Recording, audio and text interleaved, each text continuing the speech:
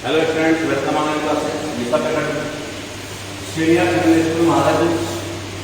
Today I will discuss class 11 physics chapter 3 motion straight line और motion straight line में इसके पहले की वीडियो हम लोग पढ़ेंगे speed, different type of speed, uniform, variable, average and instantaneous.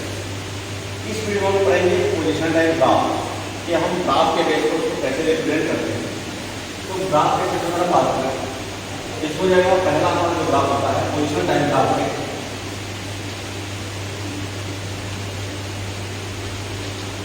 Position time graph. तो पोजीशन टाइम ग्राफ में हमारा पहला कॉन्सेप्ट बनता है if an object is the rest, if an object is in rest oblique stationary। रुका हो तो अगर हम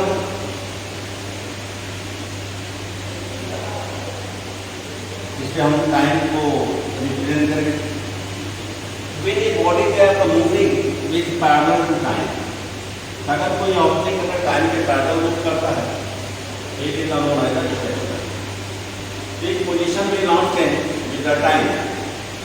Let the object be stationary x equal to x0 from the origin, then the position x of time graph or stationary object in the straight line parallel to time axis, such a graph can be trains standing at the train standing at the railway line और the bus standing on the road side, तो क्या है stationery होती है। दूसरा इसमें होता है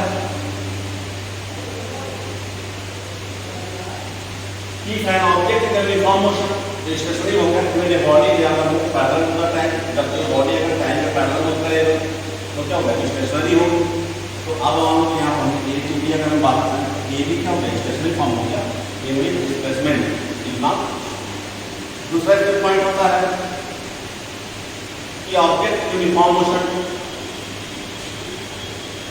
if an object is uniform कब होगा जब slope of the graph in the straight, जैसे टाइम हो ये क्या होगा हमारा डिस्टेंस हो, तो यह जो हमारा जो स्ट्रेट लाइन है जो स्लोप है it is the type of the uniform motion और ये करना डिस्क्रिप्टिव वेलोसिटी है यूनिफॉर्म वेलोसिटी। तो when a graph or the slope is the making the straight line then it is known as uniform motion। तब इसको क्या कहते हैं यूनिफॉर्म मोशन कहेंगे। इसके अलावा होता है position time graph of uniform motion in one dimension an object. तो वन डायमेंशन ऑब्जेक्ट में भी हम इसको ड्रा कर सकते हैं। वन डायमेंशन ऑब्जेक्ट में इसको हम ड्रा करते हैं कैसे, जैसे मान लो एक्सिस हो गया ये ओरिजिन टाइम, ये हमारा ओरिजिन पॉइंट हो, इस पे हम टाइम शो कर रहे हैं। तो दैट ये भी यूनिफॉर्म होगी क्योंकि स्टेट ये भी यूनिफॉर्म होगी, ये भी यूनिफॉर्म। तो इसमें बेसिक डिफरेंस क्या है, अब इसमें क्या होगा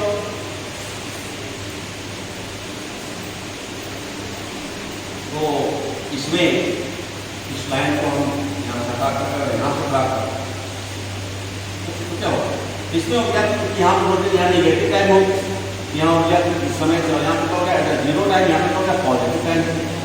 तो that is so that the position time graph of the uniform motion in one dimension of an object straight from the origin और लेफ्ट और राइट। तो straight from the left origin is so that straight line right side में भी straight line दिख रहा है, इसका मतलब ये सभी क्या है यूनिफॉर्म है। बस ये है कि जाएगा -5 -30 सेकेंड और यहाँ पर क्या होगा +30 सेकेंड का ग्राफ रिप्रेजेंट। तो एक ग्राफ में जो कंडीशंस होते हैं वो बहुत टर्म्स नहीं होते। अब इसमें कुछ ग्राफ ऐसे भी आते हैं कि जैसे कि वो रिटार्डेशन फेज होते हैं, जैसे मान लो एक ग्राफ आता है इसकी वेलोसिटी देखो क्या हो रही है कंटिन्यू डिक्रीज हो रही है और जब ये हमारे ओरिजिन के टाइम पे आ गया इसमें तो यहाँ क्या हो गया its velocity or speed become zero. यहाँ पे इसकी वेलोसिटी क्या होगी या इसका स्पीड क्या होगी, जीरो होगी। तो दैट मीन्स इसका मतलब है ये एक रिटार्डेशन का प्रोसेस है। इसमें अगर हमारा स्लोप ऊपर बढ़ा तो क्या होगा, वो एक्सेलरेटिंग बॉडी हो गया। क्योंकि अभी क्षमता को यहाँ पे डिफाइन नहीं करेंगे, क्योंकि एक्सेलरेशन अभी हमको आगे इस पे डिफाइन करना है। लेकिन ये है कि that means slope is the decreasing order. तो that means there the velocity or speed are continue decrease and अगर वो टाइम एक्सिस पे आ गया तो इसका मतलब after some time its velocity or speed become zero. तो उस बॉडी का जो स्पीड या वेलोसिटी है वह कुछ समय बाद क्या हो गया, जीरो। अब इसको होता है कि नॉन यूनिफॉर्म मोशन क्या होता है, तो नॉन यूनिफॉर्म मोशन ना है।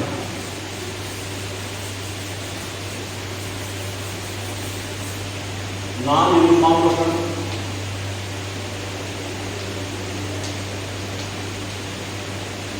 नॉन यूनिफॉर्म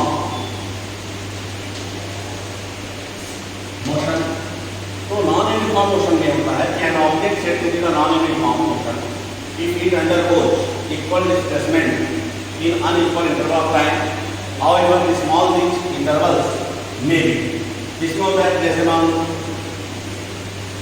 3 इक्वल पार्ट है तो इक्वल लेंथ मान लिया सभी क्या है, इक्वल लेंथ है। तो लेंथ इक्वल है पर टाइम इंटरवल अनइक्वल, यहाँ t1 हो गया, यहाँ पर t2 हो गया, यहाँ पर t3 हो गया। यानी t1 t2 t3 मतलब जस्ट t3 डिफरेंस टाइम। तो every part of the length are equal, हर जर्नी का जो पार्ट लेंथ वो क्या इक्वल है, लेकिन जो कवरिंग टाइम है वो क्या है, अनइक्वल हो गया। तो ऐसे में हमारा जो ये हो गया क्या हो गया, नॉन यूनिफॉर्म हो गया। हमने पहले कहा कि non uniform the slope of graph is not straight, उसमें जो स्लोप ऑफ ग्राफ होता है वो स्ट्रेट नहीं बनता है। तो they are non uniform motion. अब नॉन यूनिफॉर्म मोशन में नॉन यूनिफॉर्म वेलोसिटी क्या आते हैं, तो नॉन यूनिफॉर्म वेलोसिटी पास आता है वेरिएबल वेलोसिटी, वेरिएबल वेलोसिटी। अब वेलोसिटी तो वेरिएबल मतलब क्या, can object in the state of the moving with a variable velocity y, their speed its direction of motion are both change with time. तो अगर किसी ऑब्जेक्ट की जो velocity है वह टाइम के क्या हो रहा है, चेंज हो रहा है, तो that is they are known as variable और नॉन यूनिफॉर्म वेलोसिटी। तो इसमें भी क्या होता है कि unequal part of the displacement are covered in equal interval of time और unequal displacement are covered in equal interval of time. अब इसके बाद कुछ एवरेज वेलोसिटी का आता है, जो हमारा कॉन्सेप्ट स्पीड का था वही कॉन्सेप्ट वेलोसिटी में चलता है। तो एवरेज वेलोसिटी में बस इतना ही कॉन्सेप्ट चलता है, इसमें total displacement upon total time की बात आता है। For the given motion of an object the average velocity is that uniform velocity which the object will cover the same displacement in the given interval of time as that with its actual variable velocity during the given interval of time. तो अब यहाँ पर क्या कि average जो velocity होता है उसको देखते हैं total displacement upon total time. अब डिफरेंस क्या हो गया, average speed become never zero, यानी एवरेज स्पीड कभी जीरो नहीं हो सकता। लेकिन अगर हम वेलोसिटी पाए तो एवरेज वेलोसिटी बिकम जीरो, वो जीरो भी हो सकता है, निगेटिव भी हो सकता है, लेकिन स्पीड के साथ यह कॉन्सेप्ट फॉलो नहीं होता है, वो जीरो नहीं होगा, वो निगेटिव नहीं होगा, क्योंकि speed is belonging to a scalar quantity and velocity are belonging to vector quantity. तो अब इसमें क्वांटिटिव फॉर्म आते हैं, तो thus the magnitude of the average velocity of the object over the given velocity of the given object or given interval of time denoted by the 2 points of the position time graph। तो अगर इसके position time graph को देखें, इसके position time graph को draw करने के लिए मान इसको हमने टाइम शो कर दिया, ठीक। मान लो कि यहाँ से कोई दो बॉडी ऐसे मूव कर रही है, okay, and that is a graph we plot at, okay. तो अब मान लो कि यहाँ पर एक कटिंग को यहाँ पर हो गया और दूसरा लाइन कटिंग को गया। तो अब यहाँ पे यह जो हमारा इंटरवल हो गया, यह पोजीशन चेंजिंग हो गया, ये हमारा कितना डेल्टा एक्स। तो जब डेल्टा एक्स हो गया और यह टाइम हमारा कितना हो गया, यह टाइम हमारा डेल्टा टी हो गया। तो अब यहाँ हम सीधा जब मिलाएं तो this is the displacement of the body, ये हमारा डिस्प्लेसमेंट अपनी होगी। तो इस केस में अगर हम बात करें तो इसको कहते हैं कि the average velocity of an object can be positive और negative depending on the sign of the displacement and it is zero if the displacement is. तो एवरेज वेलोसिटी जीरो भी हो सकता है, नेगेटिव भी हो सकता है, क्योंकि अगर डिस्प्लेसमेंट हमारा नेगेटिव होगा तो हमारा एवरेज भी होगा नेगेटिव होगा। If no change in the displacement और हमारा डिस्प्लेसमेंट में कोई चेंजिंग नहीं होगी, हमारा वेलोसिटी भी बढ़ जाएगा। चौथा ही आता है इंस्टैंटेनियस वेलोसिटी, इसमें भी आता है इंस्टैंटेनियस